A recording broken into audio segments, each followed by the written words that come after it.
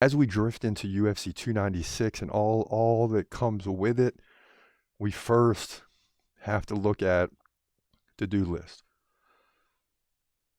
And it's because of you all, the fans of the show, that Colby Covington sits at number 8. He was 1, 2, and 3. I mean, for me as a fan, he's right there behind Hamza Chimaev. Like, the only guy I'm not rooting, or the only way I'm not rooting for Colby Covington is if he fights Hamza. Simple as that. But I moved him down because of inactivity. You know, some of it's his fault, some of it's not.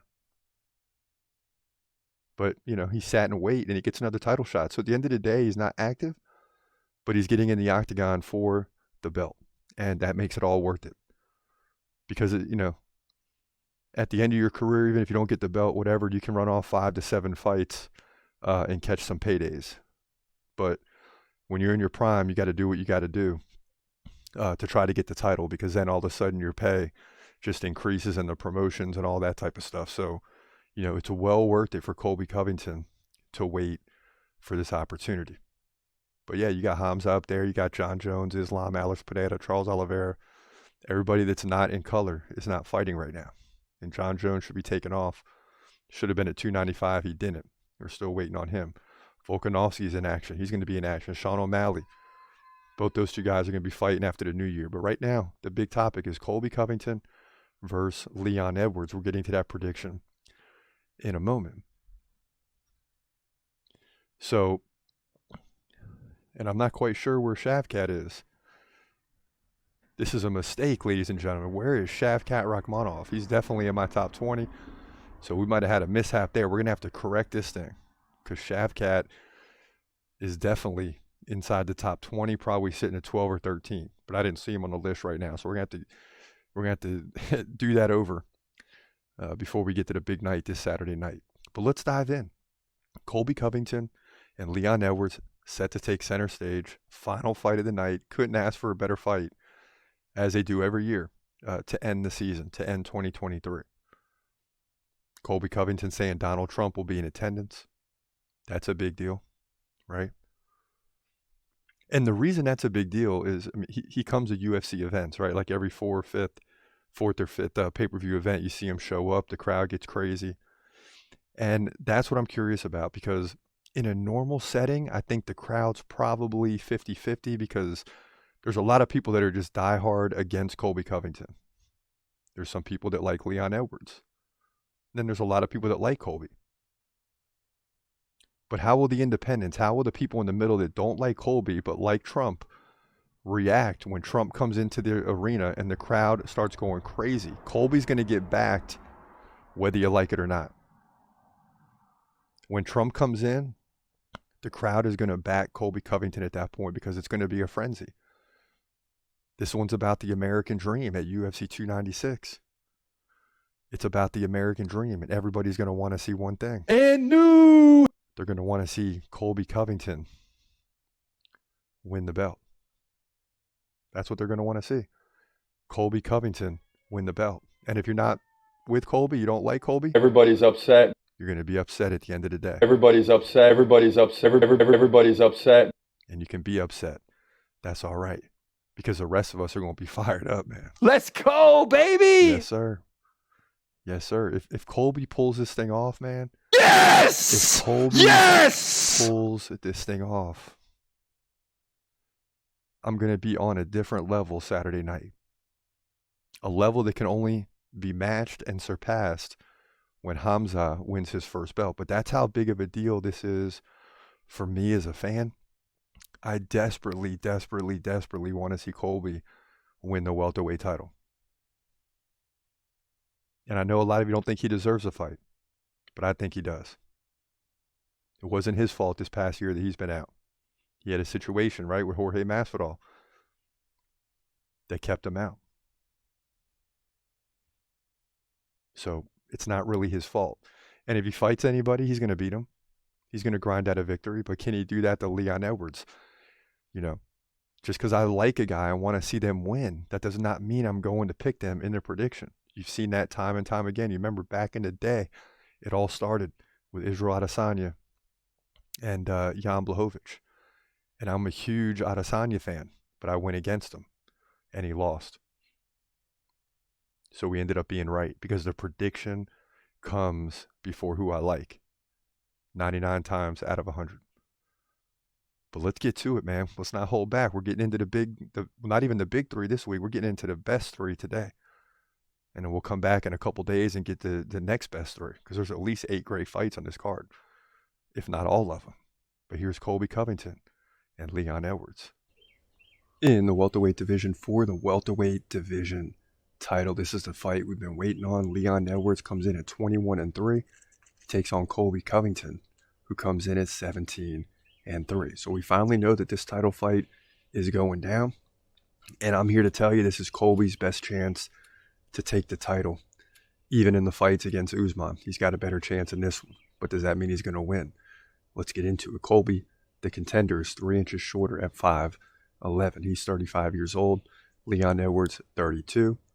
Covington's given up 2 inches in reach. Edwards fights southpaw. Covington fights right-handed.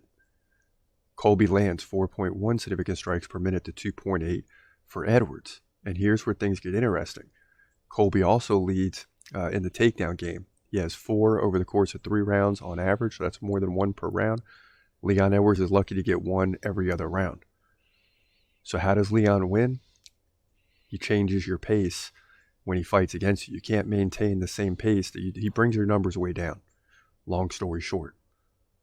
Okay, and he did this against Usman, holding him to just 87 significant strikes in the last fight, majority decision win. And the one before that, he was getting beat in the numbers. 5 takedowns to 1, 83-55 in significant strikes. He was trailing. And if you combine both fights, they're basically even in significant strikes, and he trailed 9-1 in takedowns and still found a way to win both. And that's a tough part of Leon Edwards, is he finds ways to win. He beat Nate Diaz by decision. No contest against Bilal. And before that, he ran off a bunch of wins. I mean, this guy hasn't lost since 2015. So think about trying to predict against him. Colby Covington, 72% takedown defense. Coming off a win against Jorge Masvidal. Lost to Usman, beat Woodley, lost to Usman. So despite this guy getting older, he is well rested. By no means is a tired fighter. He's only fought, he's only fought 3 times in the last 3 years. Literally. He fought Woodley September 19, 2020. By the time he gets in the octagon, it'll be 3 years and about 3 or 4 months later. And he's only had 3 fights. Really 2 if you don't count the Woodley, right? So he's 2-2 in his last 4, losing both to Usman, beating Masvidal, and Tyron Woodley. And with what Leon Edwards has done, how do you go against Leon Edwards? Well, it's real simple. Colby is going to dominate in activity. Leon Edwards can't help to slow the fight down by landing takedowns because Colby's really good at that. He's going to stifle Leon Edwards even better than Usman did. Usman had the 9 takedowns, but Colby's going to ride him. He's going to get him up against the fence. He's going to clinch him up. He's going to grind this thing out. Colby in this fight is going to be like a football team that gets an early 14-0 lead and just begins to run the ball and chew up the clock. And next thing you know, there's 2 minutes left in the 4th quarter, and you can't get the ball from them. And you're like, what happened to this game? Well, they just drained it, played ball control. That's what Colby's going to do in this fight. He's going to drain the clock. He's going to get an early lead in the first 2 rounds. Then by the 3rd, he's going to start to clinch, and he's going to ride this thing out, and he's going to win 3 out of 5 rounds. To me, it's real simple for Colby. I think Colby wins this fight in that regard. The numbers aren't really going to matter. It's just he's going to control the heck out of this fight, whether it's takedowns or in the clinch, to get the belt. He'll move to 18-3, in my opinion. Leon Edwards' reign will be over, and Colby Covington will be the new welterweight champion here at UFC 296. Yes, sir, no doubt. Yeah, not only do I like Colby, I believe Colby is going to win this fight. One thing I didn't realize when I listened to the playback, again, it's been months since we did the prediction, is that Colby's 3 inches shorter. That's a big deal. 5'11" versus 6'2". You know, it's close enough to where you're not punching up too much upward, but you're punching upward a little bit. And that could be a problem for Colby. But he's going to be trying to go in and solidify takedowns and clinch control up against the fence. You know, he's going to have to stand and strike with Leon too at some points, but he's going to be going in for a lot of takedowns. And we're going to see what Leon Edwards is made of when it comes to takedown defense and when it comes to the ability to keep Colby off of him and continue pushing forward and continue keeping the fight standing and strike where he's probably got an advantage, right? Colby isn't too slow with the significant strikes, but he's not at Leon's pace. But he's good enough to keep it close until you get in clinch, and then you land more and you take the lead there and you got control time. And next thing you know, Colby wins 3 or 4 rounds. I don't see him getting a finish. But listen, I'll take it if it happens. But I see him grinding out a victory in this fight. That's the way it's going to play out. Mark my words, last fight of the year. It's going to roll us into 2024. And Trump is going to be in attendance to see it. And that'll swing the crowd come fight time. The USA crowd will come together behind Colby in hopes to have 2 American champions in the men's division that I can think of. Well, John Jones too, so 3. John Jones, Sean Strickland, Colby Covington. And that's what I'm thinking about the other divisions. I'm pretty sure there's no one else there could be. But he'll be at least a 3rd American champion, and that's a big deal. He's gonna fight, wait, he's gonna fight, wait, hold your breath till the end of the night.